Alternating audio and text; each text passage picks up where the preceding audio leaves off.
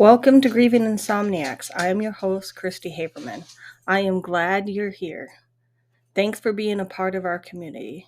A few disclaimers before we get started. I am a licensed therapist. However, this podcast is not to be considered mental health therapy or counseling. It is for entertainment purposes only and is not associated with my counseling practice, Christy Haberman Counseling Services. Thanks for showing up. Welcome to Grieving Insomniacs. This is Christy, your Haberman, your host, and Kai the Wonder Dog. And today we are going to do a grief meditation. This is a technique I often use with clients in my office. It's one that I have used myself, and I actually wrote this grief meditation years ago, right after Christopher died. So I thought that maybe we could focus on coping with grief a little bit. So when people talk about meditation, they say it's so hard. I tried it once and I didn't like it, and my mind kept wandering. And meditation is like anything else, it's a skill. You have to take the time to practice. And so in this grief meditation, though, we're actively using your imagination and all of your senses to create a space for you to revisit your memories of your loved one. So the first thing you need to do is set the mood. So you want to be somewhere where you won't be disturbed. Some people turn off the lights, some people turn on the lights. The most important thing is that you are comfortable, that you're comfortable in this space. And I apologize, I'm getting a cold, so if you hear me sneezing, I'll try to turn off the microphone, but I'm going to do the best I can to get us started. So I listen to a lot of guided meditations. One of my favorite is Lily and Eden on YouTube. The other thing that I like to do is sometimes I like to listen to music because it helps me focus. But remember, we're using our minds to create this space. So I want you to get your space set up. So you don't have to sit cross-legged. You just have to sit somewhere where you're comfortable. So I like to sit in my recliner. When I'm working with a client, I sit in front of them. And so if it makes you feel more comfortable, you can imagine me sitting in front of you. And the first thing we're going to do is take a deep breath. And so as I breathe through this meditation, I want you to breathe with me. Try to sync your breathing to mine. So take a deep breath. And you hear that blowing sound? That's the sound that lets you know that the air is coming from your belly out through your mouth. And so that's called core breathing. And core breathing calms you down. Because for some people, especially if you're new to grieving, as soon as we have the thought of our loved ones, we start crying. Crying's important in grief. Crying is a way that we express the pain that we don't really have words for. So if you start crying doing this meditation, just go with the flow. Allow yourself to cry. So be in a place and a space that you can do that. So this is not going to be a podcast that you want to listen to at work. It's possibly going to be triggering for you when we talk about grief, especially if it was a traumatic loss. You may feel changes in temperature. You may feel different emotions, but it's important to just let your body flow through those feelings. So we're going to start to put your feet on the floor. Grounding is very important. And I want you to imagine a space that is comforting for you. Some people it's the beach, some people it's the forest. For my purposes, I am going to use the forest, because that's what's comforting and calming to me. And I've done these meditations for years, so it brings it up inside my mind that there's a particular space. If you're interested in some other guided meditations, I do have one for the inner child that I do for myself that I would be willing to share. Just send me a DM and let me know that you want it. So let's get situated. Put your feet on the floor. Take a deep breath. 3 times.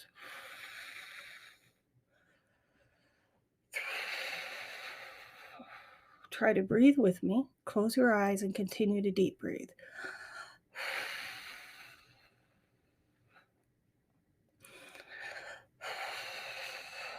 Imagine that you are safe. So safety is important in your meditation because you have to feel like you're safe, because otherwise you won't be able to let everything go. So say you're safe. Breathe with me. There you go. Tell yourself you're safe. You're secure. Feel your feet on the floor. If you're at the beach, feel that sand beneath your feet. You know how you put your feet into the ground and it feels cool when the top of the sand is hot? For me, I'm standing in the forest. I can feel the grass underneath my feet. Imagine that you have roots coming out of your feet, holding you into the earth. Just feel that coolness. What does the breeze feel like on your skin? Is it hot? Is it cool? Is it moist? Is it dry? So use all of your body senses to feel it. What does it smell like? Can you smell the sea? Can you smell the ocean? How about the forest? I can smell pine trees. That's what's in my forest, pine trees. And then there's this smell of the dirt. You can smell that sometimes too. Okay, move up your ankles. Breathe.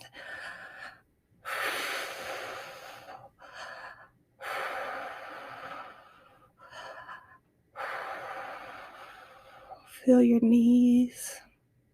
They're stabilizing you into your chair. Feel your legs on the back of the chair. Are you on the floor? Is it hard? The chair, is it soft? Keep breathing. Feel the breeze wherever you are. In my forest, it's kind of cold.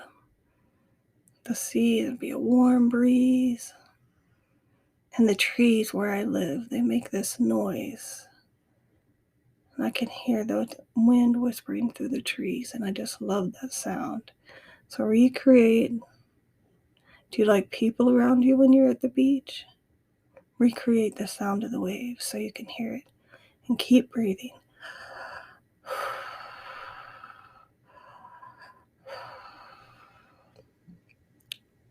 Feel your hips in the chair. Moving up your back. Is your stomach tight? Let's take some deep breaths there. Your stomach is your place where you keep your sense of self. Breathe some air in there, get things moving around. Feel your arms. Feel your elbows in the chair. How about your chest? Feel your chest. How about feel your heart? I know you're going to start feeling the sadness. Just breathe into it. Breathe into the sadness. If the tears come, just let them roll. If you do that kind of crying where you go, just try to focus on your stomach. Breathe it through. If it starts to be overwhelming, go back to your ankles again and your feet. Feel your feet on the ground. And some of you may not be able to get past this piece of it. If your mind wanders, go back to your deep breathing.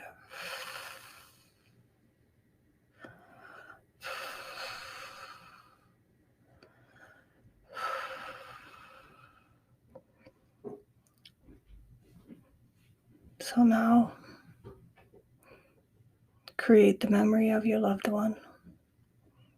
The one that I like to create with mine.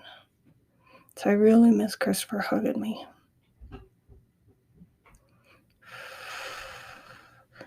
So I visualize him walking through the trees towards me.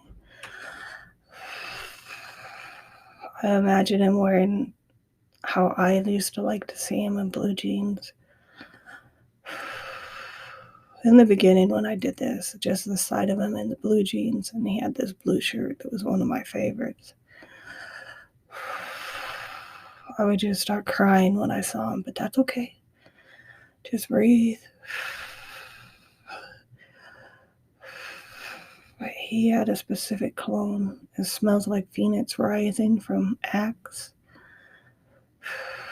I try to create that smell.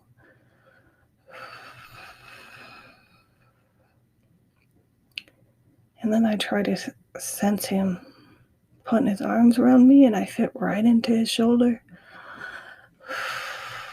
And I try to recreate that feeling with his arms around me. Now I'm actively in my memory.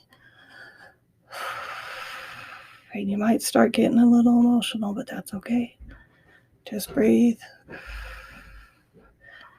Breathe some more.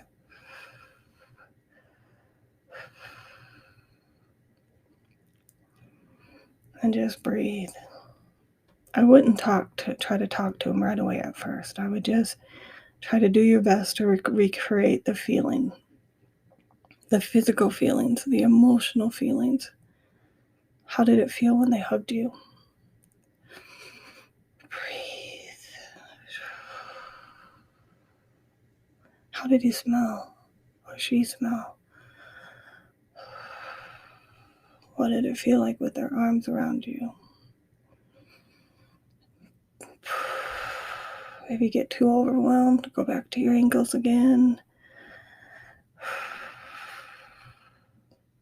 Now feel what you feel in your heart. Can you imagine the love that you felt for them? Imagine your breath being the love. And blow it into your heart.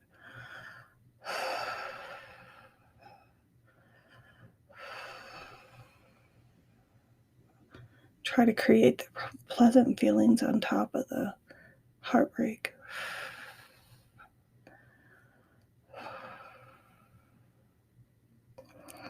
Now, this is when it's important to not be disturbed, because when you're in this state,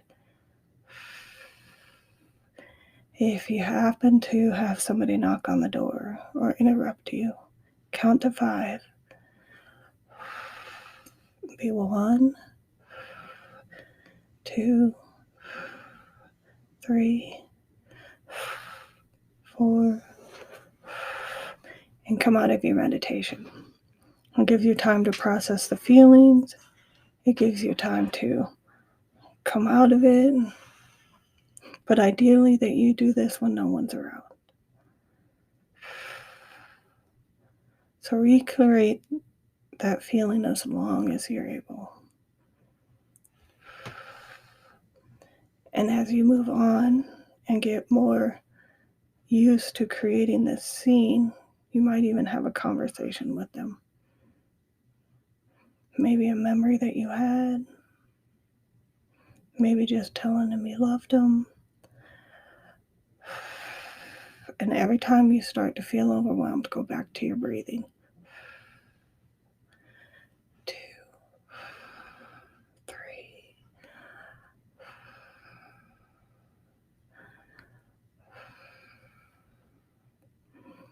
So when you feel like you're done,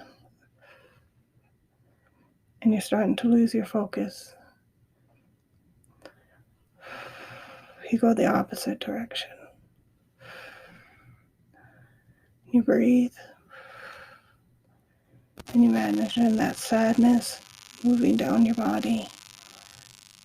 It's moving out of your heart. Breathe with me. It's moving into your hips, down to your knees, down to your feet.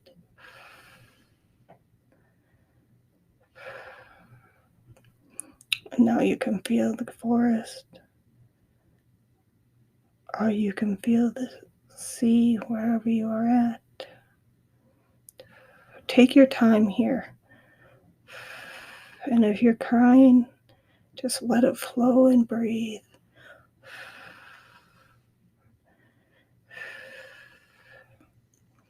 You might add some tapping with your feet, right, left, but go slow.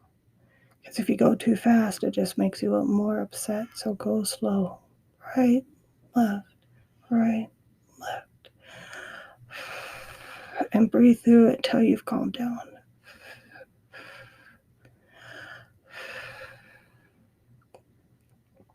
So take your time. Come back to the present moment. What do you hear in the room with you? Right now I can hear my dryer going. I can hear my dog. I can hear the wind. We're waiting for a winter storm. And what do I feel in this present moment? I feel my desk underneath my hands. I feel the floor, not the forest anymore. And just breathe through it. And open your eyes to the count of 3. 1, 2, 3. Take a deep breath.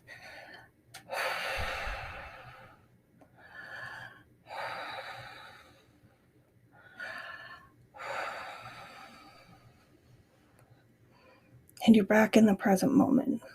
Now what you do is you do a body scan. So in your current awareness, in your current moment, so you're right here and you're right now,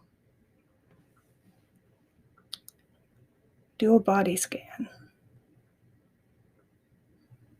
Where is my grief today? Is it in my heart? Is it in my stomach?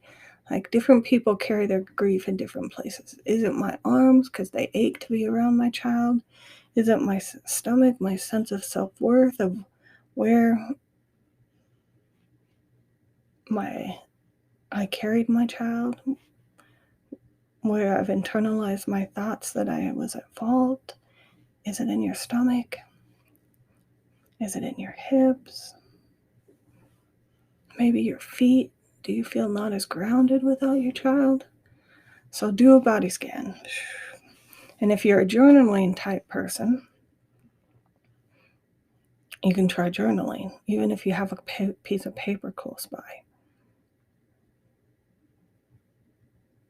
Write down some thoughts, some images of what happened during your meditation. What did you see? Was it hard for you to create that favorite memory of your loved one? Was it hard to create a favorite place?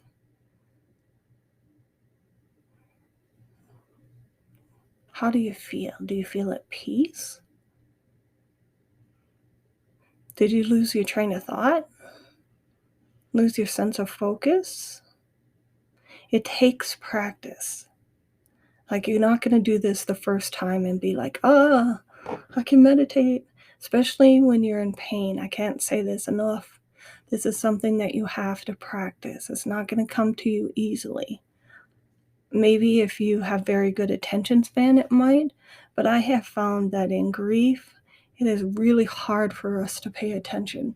It's really hard because I have grief brain so bad. Like my memories, they're really difficult. I don't remember what's happening in this current moment. And so for me, the writing down is critically important. So I write it down. And then if you're still upset, do your deep breathing for a while. And just imagine you really need to express the grief. And I think that's the piece of grief that people get wrong, especially society when you're supposed to be stoic, you're supposed to hold it in, you're not supposed to talk about it. And I have found, at least for me, that that does not work.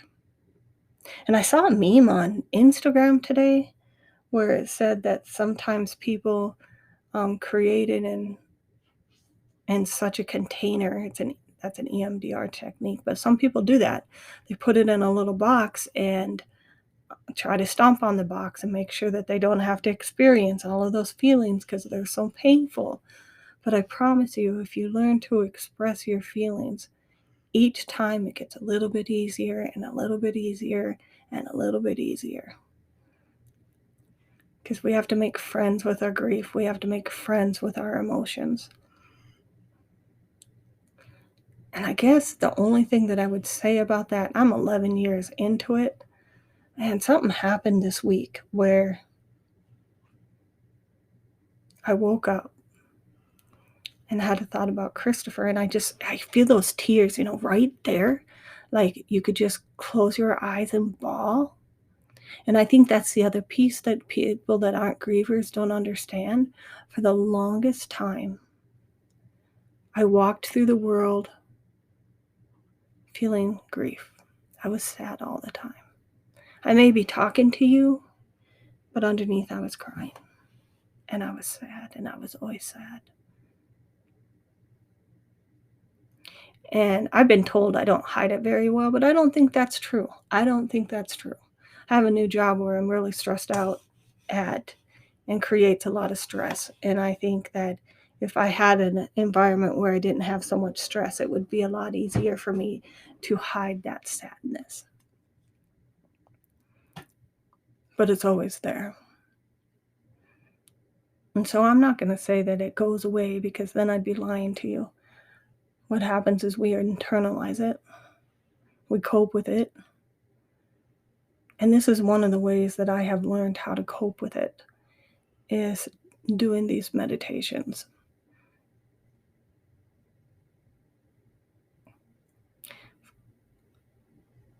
And some people like music. I have ADHD, if you haven't noticed, because I jump from topic to topic in my podcast sometimes.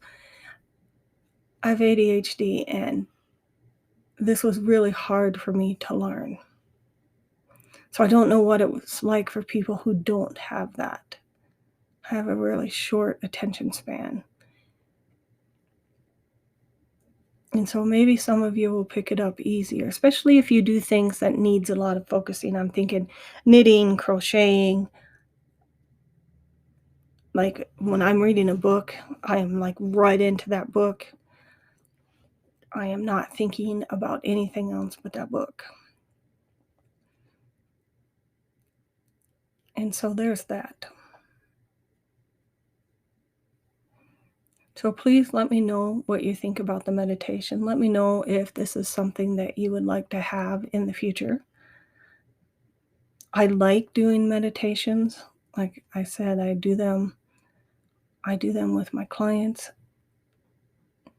So if I'm especially when they're really upset. And that's where this podcast came from. I was with somebody this week and I'm breathing with them. And I was like, if I could do this through my podcast with people and help them get to this place where they knew how to self-soothe. Because really that's what this is. This is teaching you how to self-soothe. And when it came to grief, I don't know, I see people on Instagram that say they're 3 years into it and they've come to peace with it, and I'm glad for you. And they leave me comments saying that it'll get better. I don't know. I don't know if it will.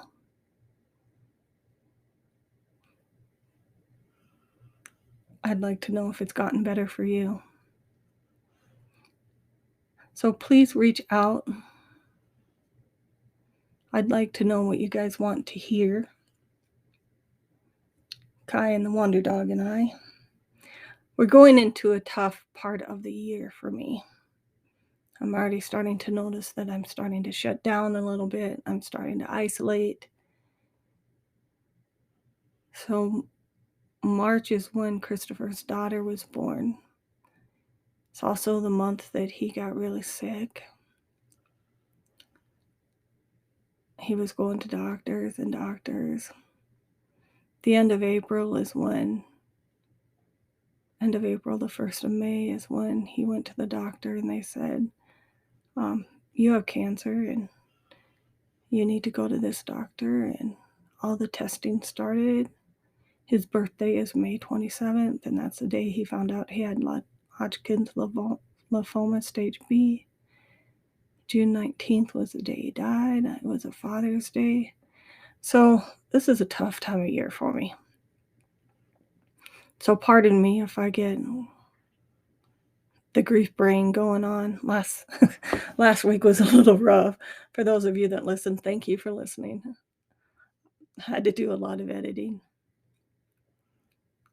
But those are just the consequences of the grief. And I'm not going to hide them. I thought about that.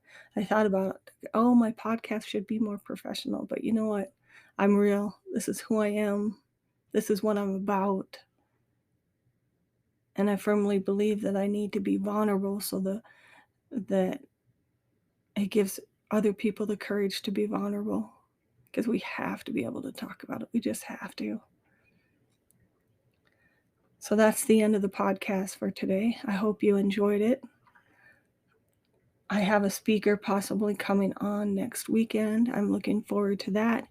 If you would like to be a speaker, send me an email. I would love to have you come on the podcast and tell your story. Thanks for listening. This is Christy and Kai the Wonder Dog signing off. And have a good week.